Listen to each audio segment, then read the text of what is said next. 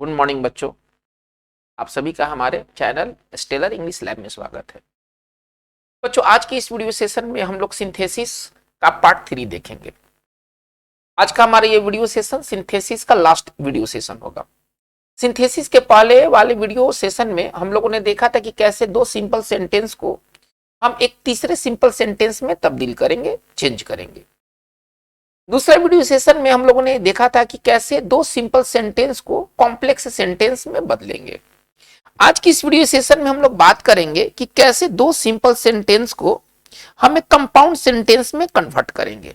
मतलब अगर दो सेंटेंस दिए गए हों, सिंपल सेंटेंस, उनको जोड़ने के लिए कहा गया हो और वो कंपाउंड से ही जुड़ सकते हैं। सिंपल इस तरह के हैं, आपको जोड़ने के लिए कहा गया है, आपको जो तरीका उपाय अच्छा लगता है आप उससे जोड़ सकते हैं। कुछ सिंपल सेंटेंस ऐसे होते हैं जिनको आप कॉम्प्लेक्स सेंटेंस में ही बदल सकते हैं, और इसी प्रकार कुछ सिंपल सेंटेंस ऐसे होते हैं कि जोड़ने के लिए आपको कंजंक्शन का जरूरत पड़ेगा, तो वहां पर आपको मतलब उसको कंपाउंड में ही बदला जा सकता है। चलिए, आज की इस सेशन में हम लोग बात करेंगे कि कैसे हम दो सिंपल सेंटेंस को हम एक कंपाउंड सेंटेंस में चेंज करेंगे। चलिए, कुछ बेसिक चीजों को देखा जाए।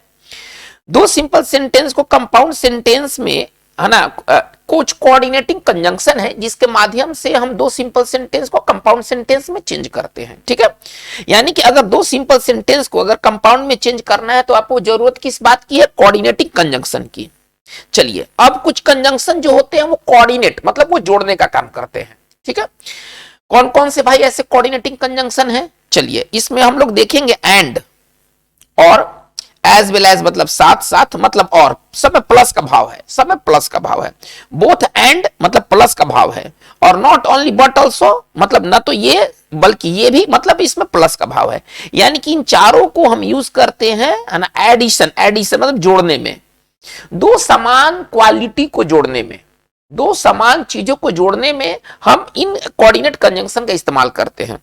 एंड तो आप सभी एंड से परिचित होंगे कि दो समान चीजों को जोड़ने के लिए हम एंड का इस्तेमाल करते हैं। तो जिस प्रकार एंड का यूज होता है दो समान चीजों को जोड़ने के लिए, उसी प्रकार एज वेल एज का भी होता है। बोथ के साथ एंड लगता है, इसका भी होता है, और नॉट ओनली बट ऑल्सो का भी होता है। अब हम इस कोऑर्डिनेट कंजंक्शन को कैसे यूज करेंगे, इसके लिए कुछ एग्जांपल्स की जरूरत है इस बात को समझने के लिए कि दो समान चीज किस प्रकार के होते हैं। चलिए, कुछ एग्जांपल्स को हम लोग देखते हैं। पहले कह रहा है क्या कि सी इज अ टीचर, वो एक शिक्षक है। सी इज अ लीडर, वो लीडर भी है ना। तो कहने का मतलब है कि ये दोनों पद एक ही व्यक्ति के साथ है ना, वो टीचर भी है, वो लीडर भी है। तो हम कह सकते हैं क्या कि वो टीचर है, वो लीडर है। मतलब इसको हम इस तरह से जोड़ सकते हैं कि अगर हमको कहा जाए कि आप इसको एक सेंटेंस में कन्वर्ट कीजिए, आप ये दो सेंटेंस को एक सेंटेंस में कन्वर्ट कीजिए, तो ये कंपाउंड से ही, ये कंपाउंड में ही बन सकता है। ठीक है, चलिए, she is a teacher, she is a leader कैसे लिखेंगे? सी इज, ठीक है ना, ए टीचर, चलिए, एंड लीडर हो गया। She is a teacher and leader, यानी कि वो टीचर भी है, वो लीडर भी है। जो बात एंड कह रहा है, थोड़ा ध्यान से देखिएगा, जो बात एंड कह रहा है उसी बात को हम और किन किन कंजंक्शन से जोड़ सकते हैं? As well as. एंड से प्लस का बोध होता है, और एज वेल एज का भी मतलब होता है प्लस, मतलब और। बोथ के साथ एंड जो इस्तेमाल करते हैं, इसका भी अर्थ ये किस चीज का अर्थ देता है? Plus. Not only but also किसका अर्थ देता है? प्लस। ये सब के सब प्लस का अर्थ देते हैं। ठीक है, यानी कि एंड के स्थान पर हम इनका भी यूज कर सकते हैं। चलिए, एंड के स्थान पर हम एज वेल एज इस्तेमाल कर सकते हैं, एंड के स्थान पर हम not only but also use कर सकते हैं। ये सबका मतलब प्लस के सेंस में इस्तेमाल होता है। चलिए, अब देखा जाए, कह रहा है क्या कि she is a teacher, she is a leader. तो इसको एक तरीका से बनाया गया, she is a teacher and leader. अब आपके एग्जामिनेशन में क्या होता है? ऑप्शन दिया रहता है ना। ऑप्शन के आधार पर ना हमें चुनाव करना है, हमें बनाना नहीं है, हमें एग्जामिनेशन में बनाना नहीं है। यहां तो हम लोग बना रहे हैं, हमें एग्जामिनेशन में बनाना नहीं है, बल्कि दिए गए चार ऑप्शन में से एक सही ऑप्शन का चुनाव करना है। तो ये आवश्यक थोड़े कि इसी तरह का ऑप्शन मिलेगा, हो सकता है कि इसका दूसरा ऑप्शन आपको मिल जाए। हम इसको और कैसे लिख सकते हैं? She is a teacher, she is a teacher, चलिए, as well as leader. She is a teacher as well as leader. या हम ऐसे भी कह सकते हैं कि सी इज, हम नॉट ओनली का प्रयोग कर रहे हैं, she is not only a teacher, she is not only a teacher, ठीक है ना, but also a leader, but also leader. चलिए आप यहां से क्या देख रहे हैं कि एक ही चीज है, लिखने के हमारे इतने प्रकार हैं, ठीक है ना, एक और प्रकार से बन सकता है। चलिए बोथ और एंड का भी इस्तेमाल करके हम बना सकते हैं इसी बात को, सेम बात को हम कैसे लिख सकते हैं, she is both, she is both, ठीक है ना, a teacher and a leader. अब ऑप्शन में अब हमें चुनाव करना होगा कि ऑप्शन में कौन सा ऑप्शन इसके लिए दिया गया है। जो ऑप्शन दिया जाएगा हम उसको चुन लेंगे। तो आपको बनाना नहीं है, बल्कि आपको वो सारा चीज बना करके दिया जा रहा है, आपको एक सही ऑप्शन का चुनाव करना है। चलिए हम लोग दूसरे क्वेश्चन से इसको और बेहतर समझेंगे। ही इज टॉल, वो लंबा है, ही इज हैंडसम, वो सुंदर भी है।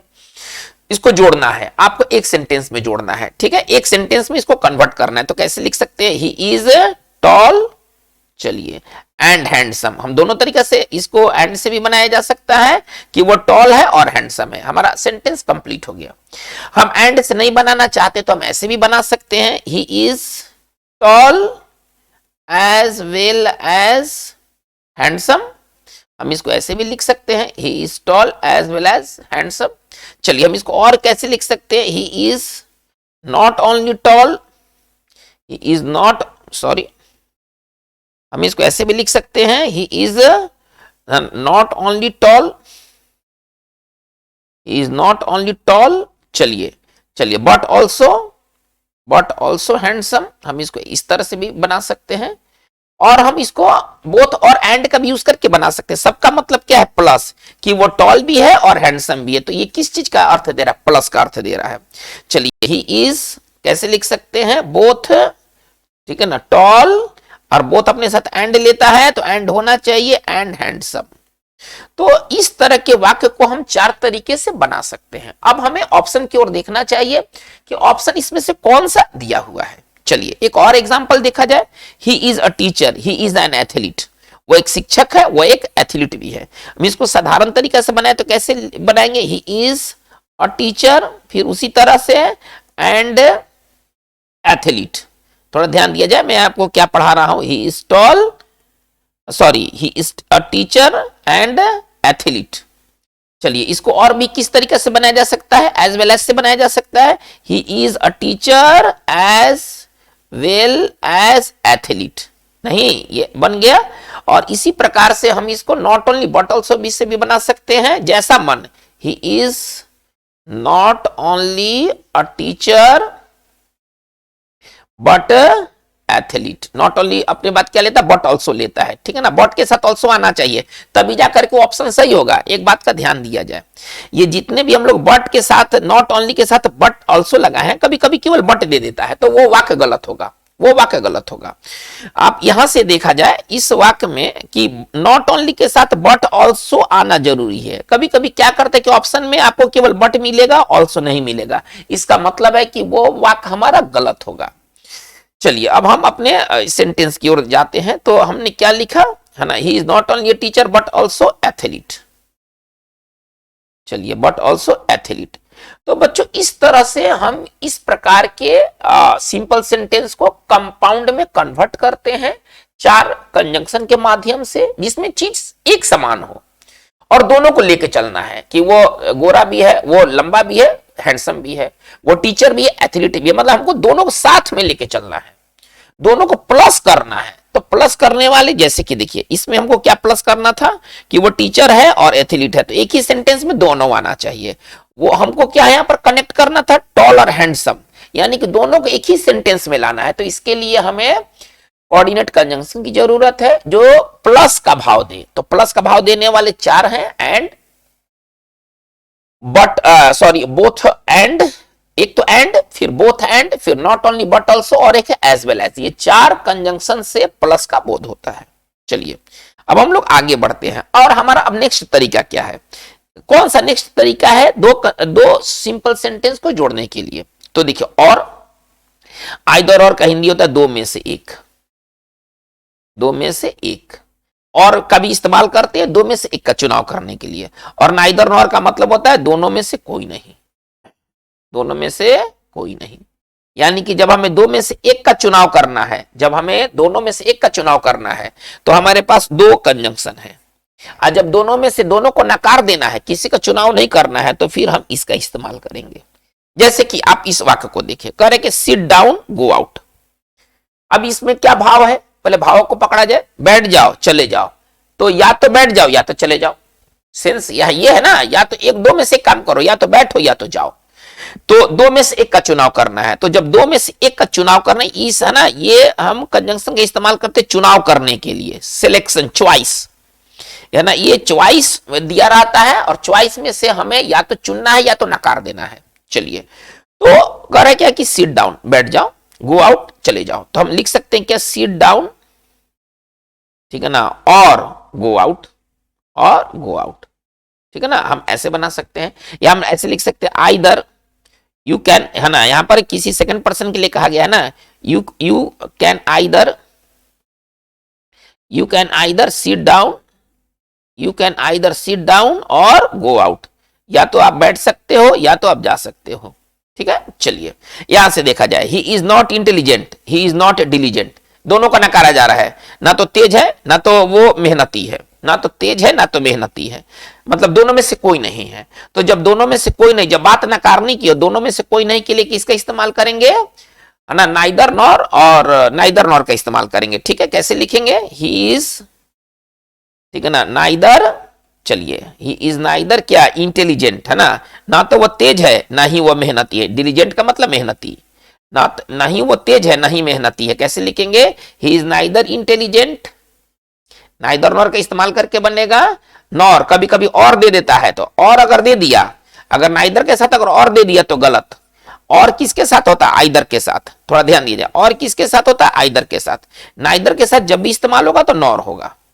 चलिए, तो यहां पर क्या है, he is neither intelligent nor diligent, नहीं, he is neither intelligent nor diligent.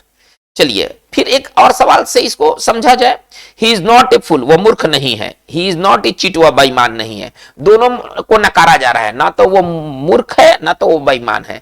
कैसे इसको लिखेंगे, ही इज नाइदर, इसको हम कैसे लिखेंगे, ही इज नाइदर ए फूल, ठीक है ना, नॉर ए चीट, हो गया। एक सेंटेंस में ये बदलाव हो गया। इसको केवल इसी तरीके से बदला जा सकता है, और कोई दूसरा तरीका नहीं है इसको बदलने के लिए। चलिए बच्चों, अब हम बात को आगे लेके चलते हैं।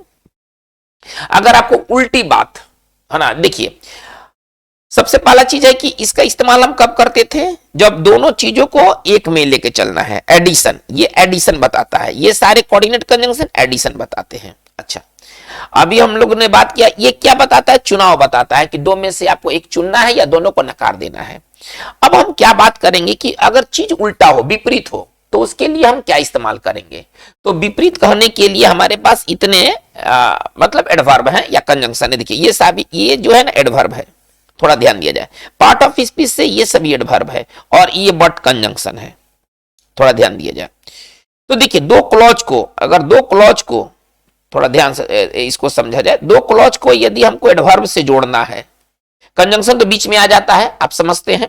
दो क्लॉज को यदि हमको एडवर्ब से जोड़ना है तो या तो ये फुल स्टॉप के बाद आएगा, मतलब फुल स्टॉप के बाद यहां एडवर्ब लिखेंगे, थोड़ा ध्यान दिया जाए, या तो फुल स्टॉप के बाद एडवर्ब लिखेंगे, या तो दो क्लॉज को जोड़ने के लिए अगर एडवर्ब का सहारा लेना पड़ता है तो सेमी कॉलन, देखिए सेमी कॉलन के बाद एडवर्ब लिखेंगे तब जाके क्लॉज आएगा।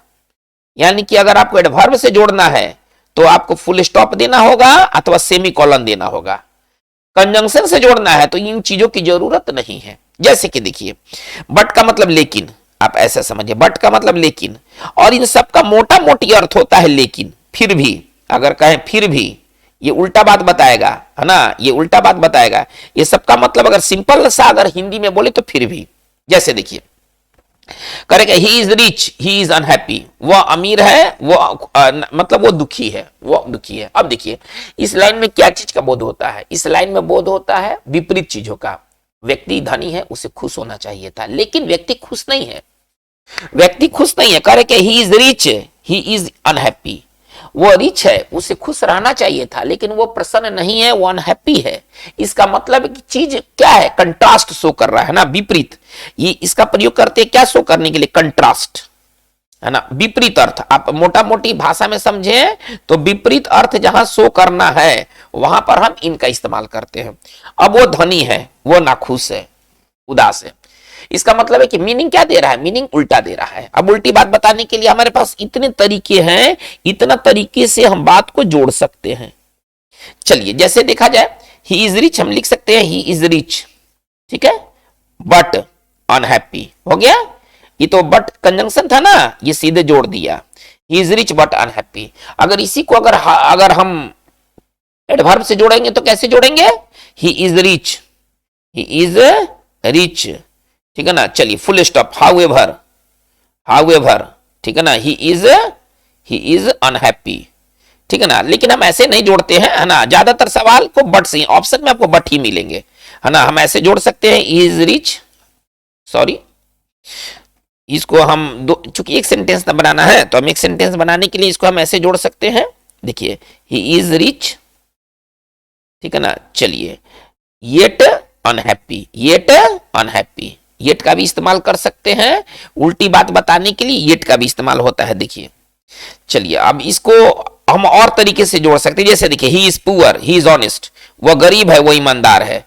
क्या आप कहिएगा सर गरीब लोग ईमानदार नहीं होते हैं, होते हैं, गरीब लोग ही ईमानदार होते हैं, लेकिन समाज का एक सोच है ना कि गरीब लोग अपनी जीवन यापन करने के लिए कुछ गलत काम कर सकते होंगे, तो ये उल्टा अर्थ दे रहा है, ये कंट्रास्ट, ये जो अर्थ से ना कंट्रास्ट का बोध हो रहा है। तो कैसे लिखेंगे, he is poor, he is poor, और सबसे अच्छा आपको ऑप्शन में मिलेगा but honest, he is poor but honest, ठीक है ना। चलिए हम स्टील से भी बना सकते हैं, he is poor steel he is honest. तो कहने का तात्पर्य क्या है, हम ऐसे लिख सकते हैं, he is poor, he is poor, ठीक है ना, स्टील ही इज ऑनेस्ट।